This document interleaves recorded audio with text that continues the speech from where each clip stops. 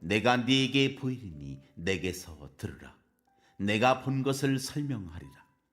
이는 곧 지혜로운 자들이 전하여 준 것이니 그들의 조상에게서 숨기지 아니하였느니라. 이 땅은 그들에게만 주셨으므로 외인은 그들 중에 왕래하지 못하였느니라. 그 말에 이르기를 악인은 그의 일평생의 고통을 당하며 포악자의 횟수는 정해졌으므로 그의 귀에는 무서운 소리가 들리고 그가 평안할 때 멸망시키는 자가 그에게 이르리니 그가 어두운 데서 나오기를 바라지 못하고 칼날이 숨어서 기다리느니라. 그는 헤매며 음식을 구하여 이르기를 어디 있느냐 하며 흑암의 날이 가까운 줄을 스스로 아느니라. 환난과 역경이 그를 두렵게 하며 싸움을 준비한 왕처럼 그를 쳐서 이기리라. 이는 그의 손을 들어 하나님을 대적하며 교만하여 전능자에게 힘을 과시하였음이니라. 그는 목을 세우고 방패를 들고 하나님께 달려드니 그의 얼굴에는 살이 찌고 허리에는 기름이 엉기었고 그는 황폐한 성읍, 사람이 살지 아니하는 집, 돌무더기가 들 곳에 거주하였음이니라. 그는 부유하지 못하고 재산이 보존되지 못하고 그의 소유가 땅에서 증식되지 못할 것이라. 어두운 곳을 떠나지 못하리니 불꽃이 그의 가지를 말릴 것이라. 하나님의 입김으로 그가 풀려가리라. 그가 스스로 속아 허무한 것을 믿지 아니할 것은 허무한 것이 그의 보응이 될 것임이라. 그의 날이 이르기 전에 그 일이 이루어질 것인즉 그의 가지가 푸르지 못하리니 포도 열매가 익기 전에 떨어짐 같고 감람꽃이 곧 떨어짐 같으리라. 경건하지 못한 무리는 자식을 낳지 못할 것이며 뇌물을 받는 자의 장막은 불탈 것이라. 그들은 재난을 잉태하고 죄악을 낳으며 그들의 뱃속에 속임을 준비하느니라.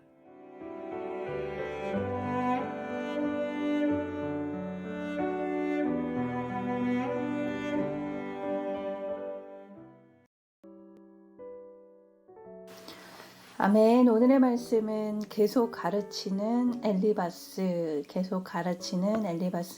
제목으로 오늘의 예배를 시작하도록 하겠습니다. 엘리바스는 그 욥을 설득하고자 자신의 조상 때부터 전해 내려오는 그 지혜로운 자들의 말을 인용합니다. 18절 말씀입니다. 이는 곧 지혜로운 자들이 전하여 준 것이니 그들의 조상에게서 숨기지 아니하였느니라. 욥이 자기 말을 듣지 않는다고 생각해 그 엘리바스는 조상에게서 전해진 지혜로운 자들의 말을 인용하여 그를 재차 설득하려고 합니다. 조상들로부터 내려오는 전통이 중요하고 또 자신의 경험한 것이 최고의 가치라고 주장을 합니다. 특히 19절은 더욱 그런 속내를 드러내고 있습니다. 19절 말씀입니다. 이 땅은 그들에게만 주셨으므로 외인은 그들 중에 왕래하지 못하였느니라. 이 외인들이 왕래할 수 없었다는 말은 대만 사람 엘리바스가 사는 땅에 외국인들은 출입할 수 없었다고 합니다. 그래서 대만 사람들의 순수한 지혜는 그 외부인의 영향으로 인해서 곡해되거나 왜곡되는 일이 없다는 말입니다. 다시 말해서 이 지혜의 말씀은 나만 아는 이야기라는 의미입니다. 조상에게서 전해진 지혜로운 자들의 말은 이렇습니다. 20절에서 23절 말씀입니다. 그 말에 이르기를 악인은 그의 일평생의 고통을 당하며 포악자의 횟수는 정해졌으므로 그의 귀에는 무서운 소리가 들리고 그가 평안할 때 멸망시키는 자가 그에게 이르니 그가 어두운 데서 나오기를 바라지 못하고 칼날이 숨어서 기다리느니라. 그는 헤매며 음식을 구하여 이르기를 어디 있느냐 하며 흑암의 날이 가까운 줄을 스스로 아느니라.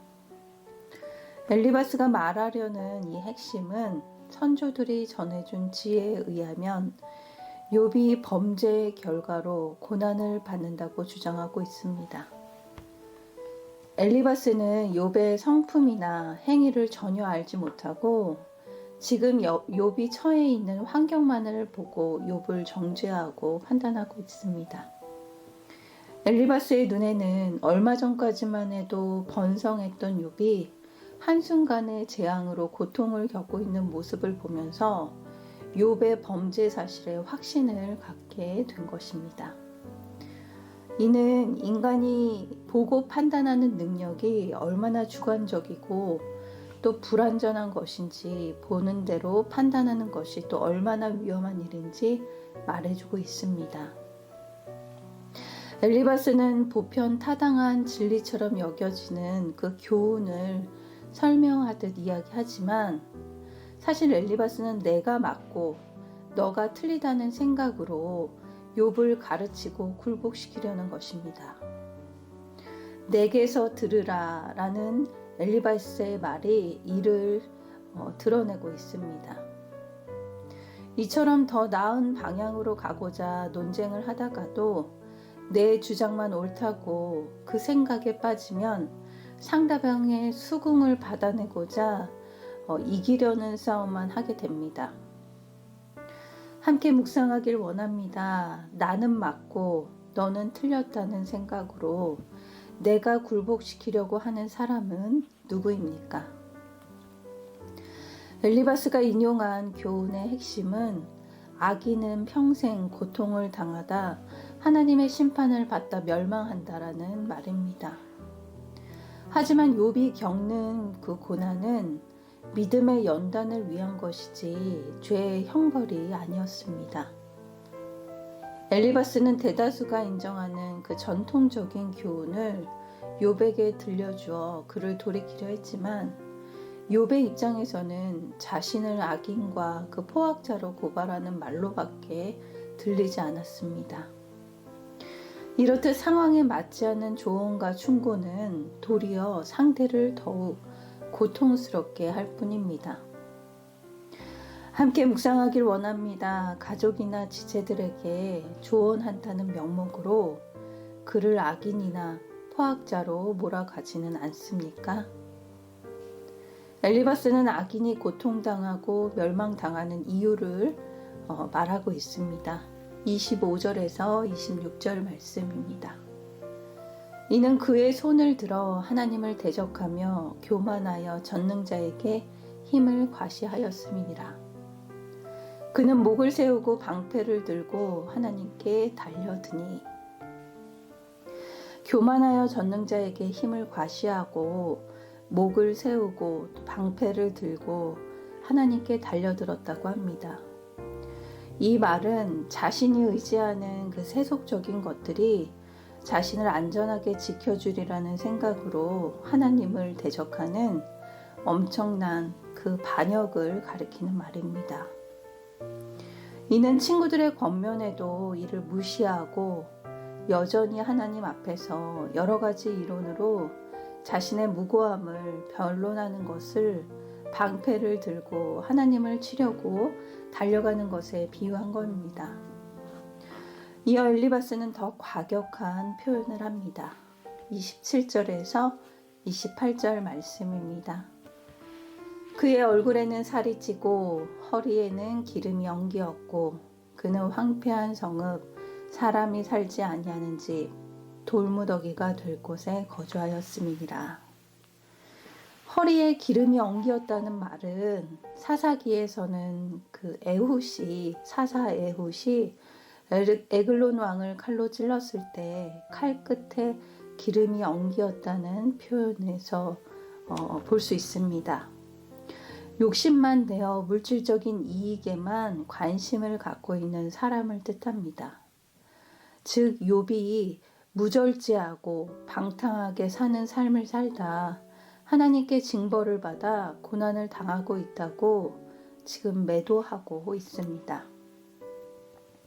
그러면서 최종 선언을 합니다. 욥은 황폐한 성읍 곧 하나님이 심판하시고 멸망시키시고 또 돌무더기가 될 곳에 살게 될 것이라고 욥을 몰아세우며 저주하고 있습니다. 하나님을 대변한다고 하면서 하나님의 이름을 내세워 저주를 퍼붓고 있는 것입니다. 그러면서 최종 선언을 하고 있습니다. 29절 말씀입니다. 그는 부요하지도 못하고 재산이 보존되지도 못하고 그의 소유가 땅에서 증식되지 못할 것이라. 이미 고난을 당할 대로 당한 욥에게 이런 저주의 말을 내리붓고 있습니다. 너가 그래서 벌 받는 거야. 너가 그래서 안 되는 거야. 너 그렇게 계속 살면 하나님께서 너 더 치실 거야. 누차 이야기하지만 엘리바스는 결코 틀린 말을 하는 것은 아닙니다. 구구절절 맞는 말입니다. 하지만 그 대상이 욥이었다는 것에 문제가 있는 것입니다. 이 말씀이 악인에게는 적용되는 말씀이나 악인도 아닌 또 원수도 아닌 친구 욥에게 이런 원수처럼 저주를 퍼붓는 것은 잘못된 조언입니다. 오히려 욥을 정죄하는 자기 자신이 하나님의 자리에 앉아 교만하게 판단하고 자신의 말대로 따라주지 않은 욥을 향해 공격을 하고 있는 것입니다. 함께 묵상하길 원합니다. 지금 내가 하나님의 자리에 앉아 판단하고 정죄하는 사람은 누구입니까? 오늘 말씀을 통해 내가 충고한다는 조언한다는 이유로 나의 생각을 다른 이들에게 굴복시키고 또 환경이나 결과를 보고 다른 이들을 판단하지는 않았나 되돌아보는 시간이 되길 기도합니다. 가장 가깝다는 이유로, 가장 잘 안다는 이유로 정죄하고 또 하나님의 자리에서 교만하게 판단했던 모습을 고백하며 말씀의 위로로 또 사랑의 위로로 같이 아파하고 슬퍼해주는 저와 여러분이 되길 기도합니다. 다 같이 기도하도록 하겠습니다.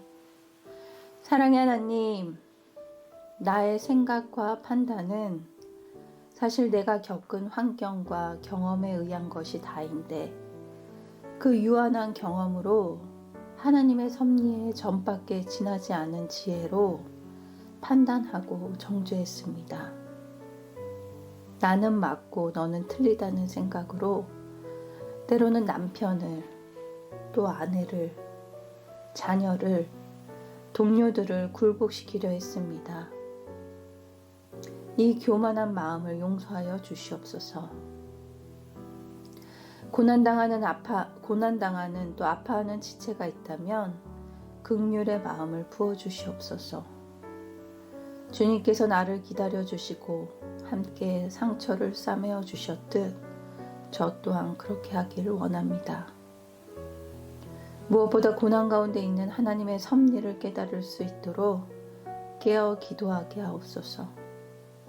감사드리며 예수님의 이름으로 기도드립니다. 아멘.